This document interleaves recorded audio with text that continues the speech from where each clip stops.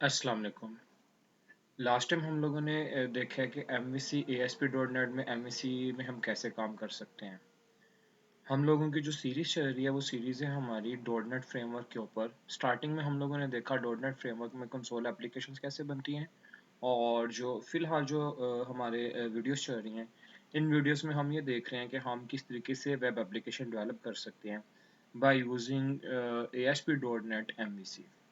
तो MVC पे 4 already lectures हो चुके हैं। MVC सीरीज का ये 5वां लेक्चर है। इसमें हम देखेंगे कि हम किस तरीके से MVC के अंदर एजेक्स को यूज़ कर सकते हैं। एजेक्स क्या होता है, पहले एजेक्स का एक बेसिक से इंट्रोडक्शन देख लेते हैं। एजेक्स की फुल फॉर्म होती है asynchronous JavaScript and XML. XML क्या होता है, इस पे एक प्रीवियस लेक्चर गुजर चुके हैं।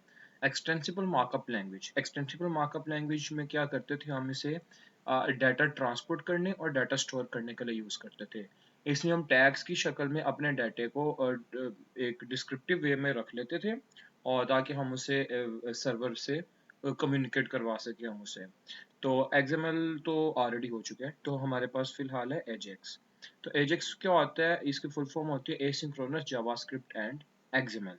इसका मतलब क्या है, ये हमारे पास बेसिकली XML और ये बेसिकली हमारे पास यूज होता है अपने हमारे पेजेस में डाटा को लोड करने के लिए। जावास्क्रिप्ट के अंदर हम या jQuery के अंदर हम इसकी मदद से डाटा को लोड कर सकते हैं बगैर रिफ्रेश किए। कैसे कर सकते हैं उसके हम एग्जांपल्स आगे चल के देखते हैं। तो मैं एग्जांपल दिखा ही देता हूँ आपको। तो मेरे पास यहाँ पे मैंने क्या किया है, एक HTML पेज है, बेसिकली W3 स्कूल से कोड कॉपी किया है। तो अभी मैं इसे लाइव W3 स्कूल के ऊपर भी चला के दिखाता हूँ। तो ये मेरे पास एक HTML पेज है। इस HTML पेज के अंदर क्या किया है, इसके अंदर एक बॉडी है, दिस इज बॉडी।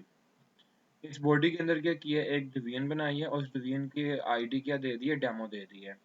अब इसके अंदर किया क्या जा रहा है, इसके अंदर एक तो ये हेडिंग डाल दी, let Ajax change this text.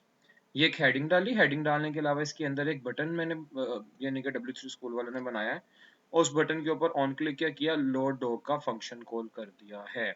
अब ये ऑन डॉग क्या करता है, वो ये यहाँ पे हमारे पास आ गया है। ऑन डॉग क्या करता है कि ये एक XML HTTP रिक्वेस्ट क्रिएट करता है, उसका नेम रख देता है XTTP। आप कुछ भी नेम रख सकते हो, उन्होंने XTTP नेम रखा। और इसके अंदर ये कर क्या रहा है, ये चेक करता है कि अगर तो इसकी रेडी स्टेट इक्वल इक्वल 4 है। रेडी स्टेट डिफरेंट होती हैं। 0 का मतलब होता है कि इनिशियलाइज नहीं हुआ। 4 का मतलब होता है रेडी एंड इनिशियलाइज। तो ये आप डिफरेंट रेडी स्टेट्स होती हैं, आप देख सकते हो। और this status is equal equal 200। 200 का मतलब होता है कि पेज लोडेड है और पेज रिस्पॉन्स दे रहा है ओके। जैसे 404 होता है नॉट फाउंड, 403 होता है फॉरबिडन। तो सिमिलरली ये दो चीजें चेक की, ये दो चीजें मेक श्योर करिए कि पेज लोड हो चुका है। तो पेज लोड अगर हो चुका है तो उसके बाद क्या किया, ये क्या करता है, अभी ये हमारे पास गेट एलिमेंट करता है बाय आईडी डेमो। अब बाय आईडी डेमो ये हमारे पास ये मौजूद है। हमने बेसिकली ये एक डिवीजन बनाई थी, इस डिवीजन की हमने आईडी रखी थी डेमो। तो वहां पे हम इस डेमो को एक्सेस कर रहे हैं उस मेथड में। और कैसे एक्सेस कर रहे हैं, हम आईडी के थ्रू एक्सेस कर रहे हैं। तो डॉक्यूमेंट यानी कि पूरा वेब पेज, इसमें हम एलिमेंट को गेट किया आईडी के थ्रू, डेमो एलिमेंट को। तो यहाँ पे ये इस डेमो एलिमेंट को, ये पूरा ये डिवीजन है, ये पूरे से गेट करेगा, और कर कर ये हम इसका इनर HTML को चेंज कर रहे हैं।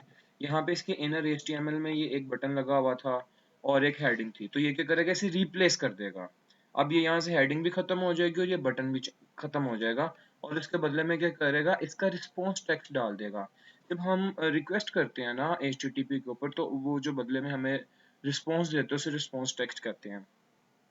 तो अब ये तो हमने XML HTTP रिक्वेस्ट ये बनाई है ना, अभी हमने इसे ओपन नहीं किया। जब हम इस HTTP रिक्वेस्ट को ओपन करेंगे, देन वो कुछ ना कुछ हमें रिटर्न करेगा। तो ये तो हमने उसका एक वो मेथड डिफाइन कर दिया। मेथड डिफाइन करने के बाद हम क्या कर रहे हैं, इसे ओपन कर रहे हैं। तो हमने वेरिएबल इसके लिए ऑब्जेक्ट बनाया था x HTTP नाम का, आप कुछ भी नेम रख सकते हो, डॉट ओपन। ओपन में हमने गेट पास किया, और ये हमने एक टेक्स्ट फाइल पास कर दी। बेसिकली इस टेक्स्ट फाइल को खोलेगा और इसकी बेस पे हमें रिस्पॉन्स देगा। तो इस टेक्स्ट फाइल के अंदर जो कुछ भी पड़ा है वो यहाँ पे हमें रिटर्न हो जाएगा, और इस x HTTP को उसने सेंड कर दिया। यानी कि बेसिकली जहाँ पे ये फंक्शन कॉल हुआ था वहाँ पे फंक्शन हो गया। तो ये जावास्क्रिप्ट का फंक्शन है, आप इसे jQuery में भी लिख सकते हो, आपकी मर्जी। तो बेसिकली ये हमारा मेन कोड है ये वाला। इस कोड में क्या कर रहे हो अभी, इस कोड में हमने ये किया कि ये हमने ऑन क्लिक लोड डॉक किया। अब ये क्या करेगा, यहाँ पे डॉक्यूमेंट लोड होगा और उस डॉक्यूमेंट के कोड के वो जो फंक्शन के अंदर जाके हमने इस HTML को ही चेंज कर दिया। तो अगर मैं इसे अब आपको चला के दिखाऊं W3 की, ये मैंने वेबसाइट खोली जहाँ पे इन्होंने इस चीज़ को इम्प्लीमेंट किया हुआ है। तो अब ये मेरे पास वो HTML आ रहा है। HTML में क्या था, the XML HTTP request object. तो ये मेरे पास let Ajax change this text, ये थोड़ा सा इन्होंने डिफरेंट किया हुआ है। तो ये हेडिंग इन्होंने थोड़ी डिफरेंट की हुई है। तो यहाँ पे वहाँ पे कुछ और लिखा हुआ है और वहाँ पे कुछ और लिखा हुआ है। खैर, तो यहाँ पे एक चेंज कंटेंट का बटन लगा हुआ है। चेंज कंटेंट का बटन क्या करेगा, चेंज कंटेंट का बटन इस फंक्शन को चला देगा, लोड डॉक को। अभी लोड डॉक क्या करेगा, ये चेक करेगा कि इसका स्टेटस ओके है। ओके स्टेटस है तो क्या करेगा, इस डेमो आईडी को, आईडी उन्होंने डेमो ही रखी है डिवीजन के अंदर, इस आईडी डेमो को क्या करेगा, इसका इनर HTML, इनर HTML का मतलब है कि पूरी का पूरा ये डिवीजन के अंदर की चीज, ये डिवीजन के अंदर की चीज ये रिप्लेस हो जाएगी। तो ये क्या हो जाएगा, रिप्लेस हो जाएगा, किससे रिप्लेस होएगा, रिस्पॉन्स टेक्स्ट से होगा। अब रिस्पॉन्स टेक्स्ट कहाँ से आएगा, वो इस टेक्स्ट फाइल में से निकल के आएगा। तो जब मैं इस चेंज कॉन्टेंट को क्लिक करूंगा तो ये पूरी ये डिवीजन है मेरे पास। बेसिकली इस डिवीजन में ये हेडिंग है और ये एक बटन है। जब मैं इसे क्लिक करूंगा तो दोनों चीजें रिप्लेस हो जाएंगी। मैं इसे प्रेस कर रहा हूँ और ये होगा बगैर पेज रिफ्रेश किए। तो जब ये बटन क्लिक होगा, बटन ने फंक्शन को कॉल किया, फंक्शन ने खुद ही HTML को रिप्लेस कर दिया। तो जो इस तरीके से हम HTML को रिप्लेस कर रहे होते हैं और इस तरह हम पेज को लोड करते हैं बगैर रिफ्रेश किए, इस तरह की जो चीजें होती हैं ये हम एजेक्स के थ्रू कर रहे होते हैं। तो जब ये मैं क्लिक करूंगा इसे चेंज कंटेंट, तो ये देखें चेंज कंटेंट किया तो उसने क्या किया, उसने उस फाइल को ओपन किया, उस फाइल का जो भी डाटा था उसे यहाँ पे गेट किया। गेट करने के बाद यहाँ पे जब रिस्पॉन्स टेक्स्ट आया, उस रिस्पॉन्स टेक्स्ट को उसने क्या किया, इस इनर HTML में क्या कर दिया, उसने रिप्लेस कर दिया। अब ये जो डिवीजन के अंदर मेरे पास ये चीज थी, उसने क्या कर दिया, इसे चेंज कर दिया। अगर मैं इसे दोबारा ये वाला कोड रन करता हूँ, ये जो डिवीजन वाला कोड है रन, तो ये मेरे पास क्या आ जाएगा, ये मेरे पास चल रहा है, ये मेरे पास वापस वो ओरिजिनल चीज आ गई। लेकिन जब मैं इस बटन को प्रेस करूंगा, बटन प्रेस करने पे उसने इस मेथड को चलाना है और इस मेथड ने उसका इनर HTML चेंज कर देना है। तो मैंने इसे क्लिक किया तो इसने क्या किया, उसका इनर HTML को चेंज कर दिया। तो इस तरीके से हमारे पास एजेक्स काम करता है। एजेक्स क्या करता है, बगैर लोड किए, बगैर रिफ्रेश का बटन प्रेस किए हमारे पास हमारे चीज़ों को लोड करने के काम आता है। तो ये एजेक्स के फीचर्स क्या हैं, ये वेब पेज को अपडेट करता है बगैर पेज को रीलोड किए। इसकी मदद से हम सर्वर से डाटा रिक्वेस्ट कर सकते हैं और सर्वर से डाटा रिसीव भी कर सकते हैं, जबकि पेज ऑलरेडी लोड हो चुका हो उसके बाद भी हम इसके थ्रू कर सकते हैं। और इसके थ्रू हम बैकग्राउंड में डाटा सेंड कर सकते हैं। जैसे कि अभी हमने क्या किया, ये जो मेथड कॉल हो रहा था, ये मेथड बैकग्राउंड में तो चल रहा है। जब हमने बटन को प्रेस किया, जब हम इस बटन को प्रेस करते हैं तो बेसिकली बैकग्राउंड में ये सारा काम हो रहा है। तो इन सब कामों के लिए हम एजेक्स को यूज करते हैं। एजेक्स काम कैसे करते हैं अभी हमने करके भी देख लिया है। एजेक्स में क्या होता है, सबसे पहले कोई इवेंट अकर होता है। फॉर एग्जाम्पल इस केस में हमारे पास वो इवेंट क्या है, वो इवेंट है इस बटन को क्लिक करना। तो बटन क्लिक होने का इवेंट अकर होगा। उसके बाद क्या होता है, create and XML HTTP request object. तो ये हमारे पास XML HTTP रिक्वेस्ट का ऑब्जेक्ट बना है। इसे इनिशियलाइज करते हैं। उसके बाद क्या करते हैं, सेंड HTTP रिक्वेस्ट। तो ये हमारे पास क्या कर रहा है, इस HTTP रिक्वेस्ट को सेंड कर रहा है यहाँ पे। और उसके बाद क्या होता है, ये ब्राउजर हमारा करता है। ब्राउजर करने के बाद क्या कहता है, सर्वर को कहता है।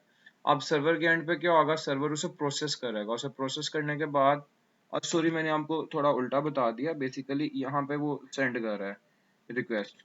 अब ये सर्वर इस चीज को प्रोसेस कर रहा है, तो वो क्या कर रहा है कि यहाँ पे वो सर्वर क्या करेगा, उसे प्रोसेस करेगा। प्रोसेस करने के बाद जो भी रिस्पॉन्स बनता है, इस केस में हमारे पास ये रिस्पॉन्स आ रहा है, ये हमारे पास दिस डॉट रिस्पॉन्स टेक्स्ट आ रहा है। जो रिस्पॉन्स आता है वो मिलते हैं और रिस्पॉन्स आने के बाद ब्राउजर क्या करता है, उसने जो भी किया होता है उसके वो जो रिटर्न होता है उसे अपडेट कर देते हैं पेज के अंदर। तो ये यहाँ पे इनर HTML के अंदर हमारे पास अपडेट हो रहा है। बेसिकली जो रिस्पॉन्स टेक्स्ट है ये हमें रिटर्न कर रहा है सर्वर, और ये जो हमारे पास है ये ब्राउजर साइड पे हो रहा है, वो उसके इनर HTML को रिप्लेस कर रहा है। तो इस तरीके से हमारे पास एजेक्स काम करता है। अब इसके बाद हम एजेक्स की एग्जांपल देख लेते हैं अपने MVC के अंदर। जो हमने लास्ट जो 4 हमने इसके ऊपर वीडियोस कर चुके हैं MVC के ऊपर, उसी के ऊपर देखते हैं कि हम किस तरीके से करते हैं। MVC का एक बेसिक सा रिव्यू दे दूं। MVC में क्या होता था, हमारे पास मॉडल, व्यू और कंट्रोलर। हमारे पास ये 3 हिस्सों में हमने अपनी वेब एप्लीकेशन को डिवाइड किया होता था। मॉडल के अंदर हमारे पास डोमेन क्लासेस होती थी जिसके थ्रू हम अपने डाटा को यूज कर सकते थे।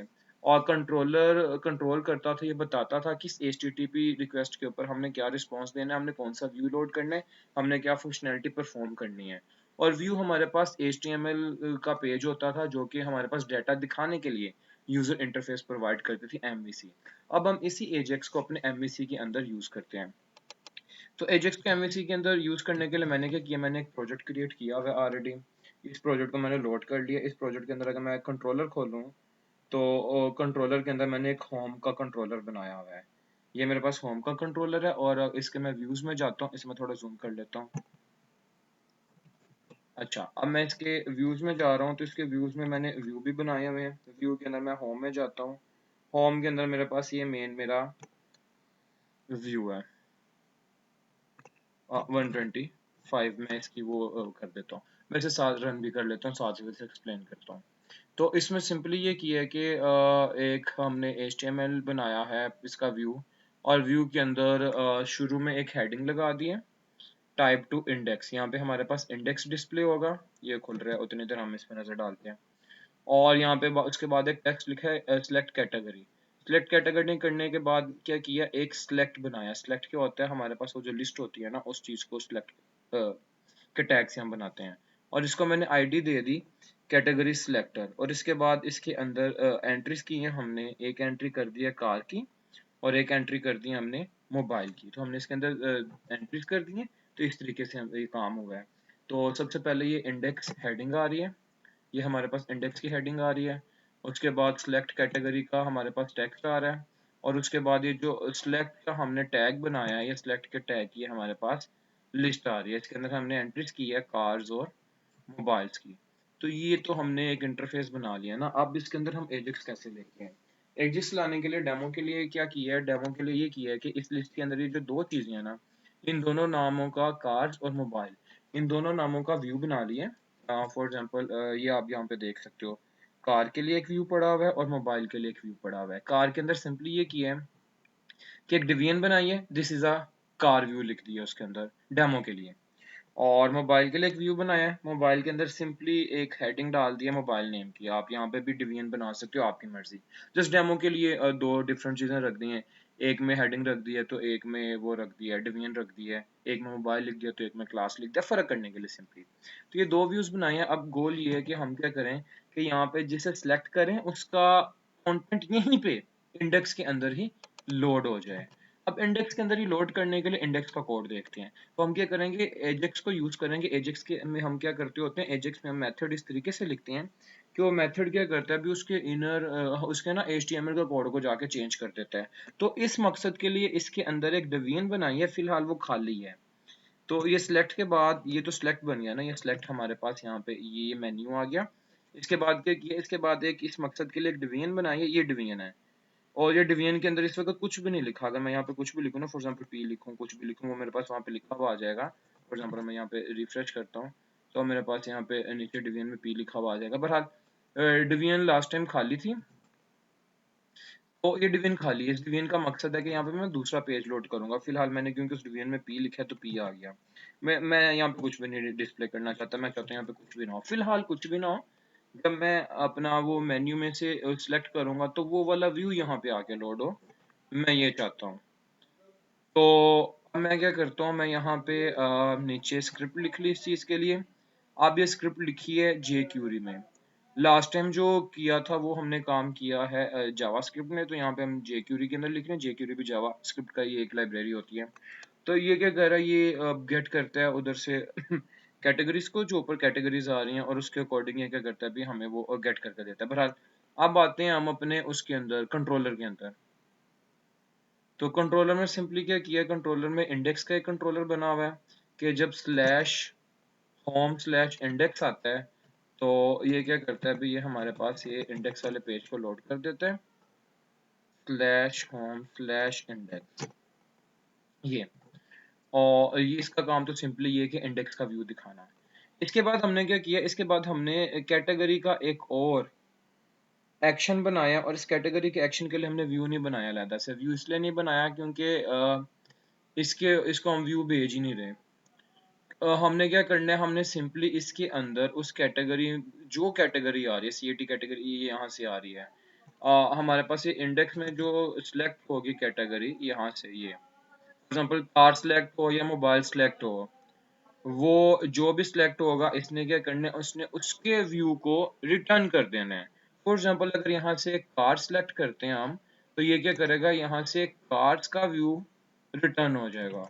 और अगर हम यहाँ पे मोबाइल को सिलेक्ट करते हैं, तो यहाँ से मोबाइल का व्यू रिटर्न हो जाएगा। तो सिंपली इसने ये क्या करना है, इस एक्शन ने ये करना है कि इसने यहाँ से उसको रिटर्न कर देना है। अब यहाँ से जो भी व्यू रिटर्न होगा ना, वो रिटर्न हम करवा रहे हैं यहाँ पे इस अपने jQuery के कोड के अंदर। तो ये क्या कर रहा है भाई, ये यहाँ पे मेरे पास उसे लोड कर रहा है बेसिकली ये यहाँ पे। तो अगर स्लैश इंडेक्स की बजाय स्लैश कैटेगरी हम लिखें, जो भी वहां पे ये है, तो उस तरीके से हम उस पर्टिकुलर पेज को लोड कर सकते हैं। जो भी उसके अंदर आगे हम वो उसकी वैल्यू होगी, तो उसके लिए स्लैश होम स्लैश कैटेगरी, और ये customer cat is equal to, यहाँ पे जो भी वैल्यू होगी इसने क्या करना है, उस व्यू को रिटर्न करना है। अगर इज इक्वल टू कार होगा, कार के व्यू को रिटर्न करेगा। अगर इक्वल टू हमारे पास होगा मोबाइल्स होगा, मोबाइल के व्यू को रिटर्न करेगा।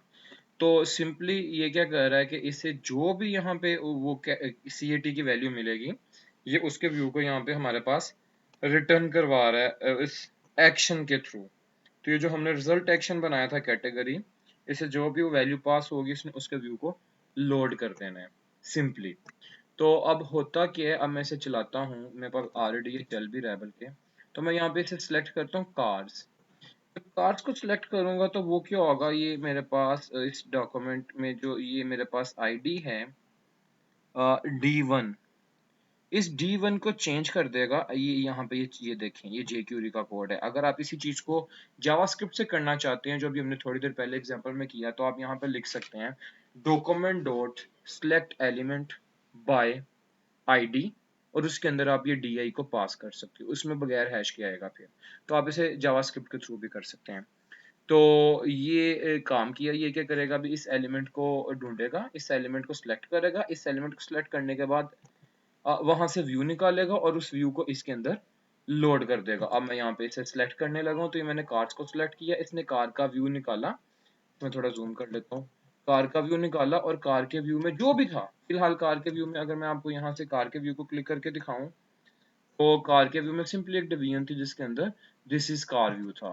तो यहाँ पे वो आ गया। और अगर मैं यहाँ से मोबाइल्स को क्लिक करूँ, तो मेरे पास ये मोबाइल्स का व्यू यहाँ पे आ जाएगा। मोबाइल्स का व्यू अगर यहाँ से हम खोल के देखें, तो मोबाइल्स के व्यू के अंदर सिंपली एक हेडिंग है जिसके अंदर हेडर है जिसके अंदर मोबाइल लिखा हुआ है। तो आते हैं वापस अपने इसके ऊपर। तो इसने क्या करना है, इसने हमारी इस डिवीजन के अंदर चीज को रिप्लेस करना है। तो इसने उस व्यू को निकालना है, जो भी व्यू हम सिलेक्ट कर रहे हैं अपने मेन्यू से, वो कार्स है या वो कोई भी है, और इसने उसके व्यू को निकाल के सिंपली इसके HTML में उसने चेंजिंग कर देनी है। तो दिस इज एजेक्स, कि हम बगैर रिफ्रेश किए, तो ये मेरे पास पेज खुला हुआ है, मैं इस पेज को रिफ्रेश नहीं करूंगा। मैं थोड़ा जूम आउट कर लूँ, तो मैं इसे रिफ्रेश बिल्कुल भी नहीं करूंगा। मैं यहाँ से डिफरेंट ऑप्शन सेलेक्ट कर रहा हूँ, उसके अकॉर्डिंग डिफरेंट मेरे पास व्यूज आके यहाँ पे लोड हो रहे हैं। तो ये हम व्यू लोड करने के अलावा और भी बड़ा कुछ कर सकते हैं इसके थ्रू।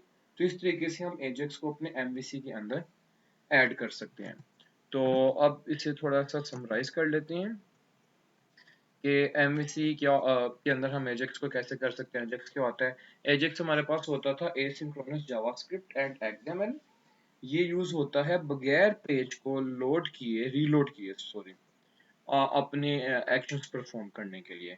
ये अब जो, क्योंकि ये पेज को बगैर रीलोड किए हमारे एक्शन कर सकते हैं, तो ये बगैर लोड किए, यानी कि अगर ऑलरेडी लोडेड है तो ये डाटा रिक्वेस्ट भी कर सकता है, डाटा रिसीव भी कर सकते हैं, और बैकग्राउंड में डाटा सेंड भी कर सकता है। फिर हमने एक एग्जांपल देखी, वो एग्जांपल क्या करती थी, उसमें हमारे पास एक बटन था, जब हम उस बटन को प्रेस करते थे तो वो क्या करता था, एजेक्स का कोड, एजेक्स टेक्निक में हमने कोड लिखा था, वो कोड हमारे पास उसके इनर HTML को रिप्लेस कर देता था, और हमारे पास वो कोड चेंज हो जाता था। और बगैर रिफ्रेश किए, बगैर रीलोड किए, हम क्या करते थे, एक पर्टिकुलर डिवीजन का या एक पर्टिकुलर एलिमेंट का हम कोड चेंज कर लेते थे, अपडेट कर लेते थे। सिमिलरली हम डिफरेंट तरह की रिक्वेस्ट कर सकते हैं, डिफरेंट तरह का डाटा मंगवा सकते हैं। फिर हमने इसका फ्लो देखा कि ये काम कैसे करता है, और उसके बाद हमने एमवीसी के अंदर इसकी एक एग्जांपल देखी जो कि अभी भी रन हो रही है। ये एग्जांपल में हम जो यहाँ पे इस मेन्यू से सिलेक्ट करते हैं, लोड हो रहा है। तो ये एजेक्स का कमाल होता है कि इसमें हम बगैर रिलोड किए पेज को अपना डाटा रिक्वेस्ट भी कर सकते हैं और अपना डाटा रिसीव भी कर सकते हैं, और बैकग्राउंड में हम अपना डाटा रिफ्रेश भी कर सकते हैं। तो होप सो आज का लेक्चर जो छोटा सा था और सिंपल सा था, आप लोगों को समझ आ गया होगा। तो ये जो कोड है और ये जो हमारे पास कोड है और ये जो स्लाइड्स हैं मैं आपसे शेयर कर दूंगा, आप नीचे इसका लिंक ले सकते हो। और आपको जो इश्यूज हों इससे रिलेटेड, आप वो इश्यूज कमेंट में या ईमेल के थ्रू मुझसे पूछ सकते हैं। तो थैंक यू। अल्लाह हाफिज़।